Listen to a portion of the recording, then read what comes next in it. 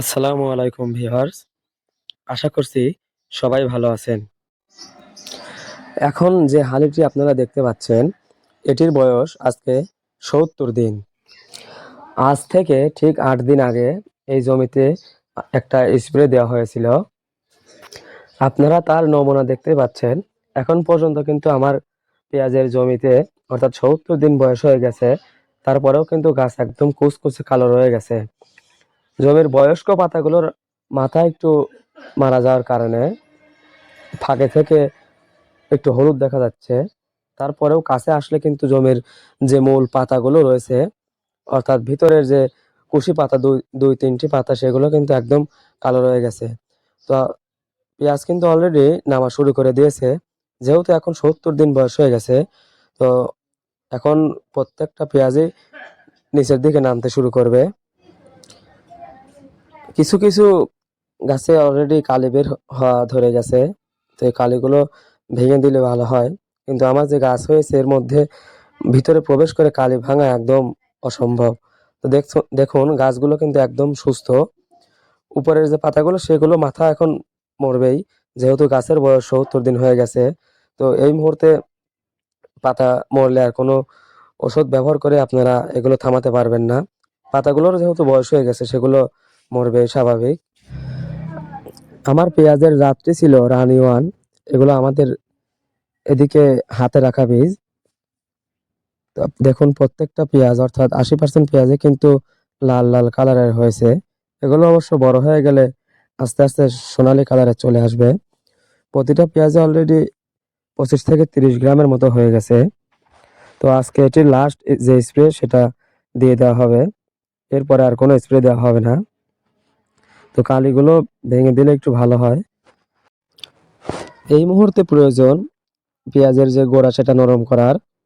তো সেক্ষেত্রে কি কি স্প্রে করবেন সেগুলো আমি ভিডিওতে আপনাদের দেখিয়ে দেব। দেখুন প্রত্যেকটা পেঁয়াজ কিন্তু অসাধারণভাবে নামা শুরু করে দিয়েছে। তো আমাদের যে একটা টার্গেট সেটা হলো শতাংশে ৩ মণ, ৩ মণ করে হবে, মিনিমাম ৩ মণ করে পেঁয়াজ হবে ১ শতাংশ জমিতে। কিছু কিছু পেঁয়াজ অলরেডি 50 গ্রাম পর্যন্ত হয়ে গেছে। হয়তো ক্যামেরাতে আপনাদেরকে বোঝানো সম্ভব নয়। আর 10 দিন অর্থাৎ 80 দিন বয়স হলে আপনাদের মাঝে আবার এটার আপডেট নিয়ে আপনাদেরকে দেখিয়ে দেব পেঁয়াজগুলো কি পরিমাণে বড় হয়েছে।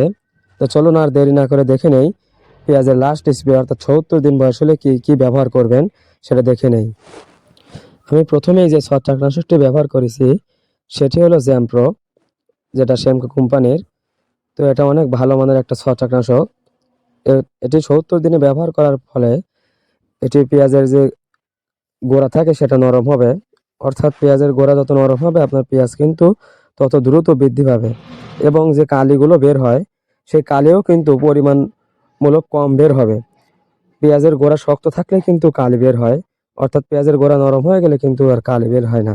কীটনাশক হিসেবে ব্যবহার করেছি প্লেনাম, যেটা পাইমেট্রোজিন গ্রুপ। অর্থাৎ গরমের সময় আপনারা এই গ্রুপটা ব্যবহার করতে পারেন। এটা অনেক ভালো মানের একটা গ্রুপ। তো এর পাশাপাশি ব্যবহার করেছি আমি এখানে জিব্রেলিক অ্যাসিড, যেটার নাম হলো জাদা ইন্তেফা কোম্পানির।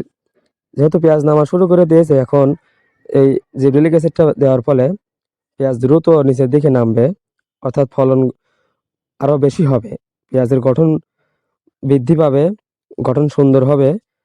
আরো অনেক কাজ রয়ে গেছে, তো আপনারাও এটা ব্যবহার করতে পারেন। এর পাশাপাশি রয়েছে আপনার অটোর, টারা, সেরকম অনেক কোম্পানি রয়েছে, আপনারা যেকোনো একটা ব্যবহার করতে পারেন। তো যেহেতু পেঁয়াজের মাথা পোড়া রয়ে গেছে সেহেতু আমি এখানে সামান্য পরিমাণে ম্যানকোজেব ব্যবহার করে দিচ্ছি। আপনারা এটা না দিলেও পারেন, সেটা যার যার ইচ্ছা।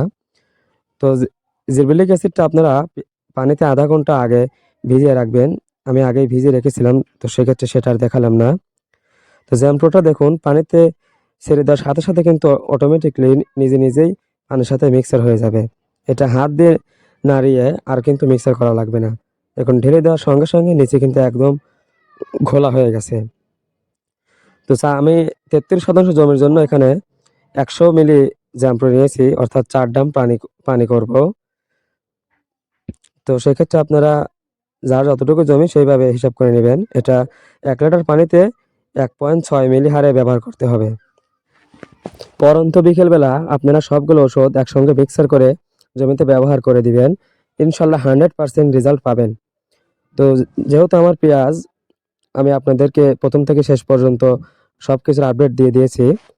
তো ইনশাল্লাহ পরবর্তীতেও আপডেট নিয়ে হাজির হব।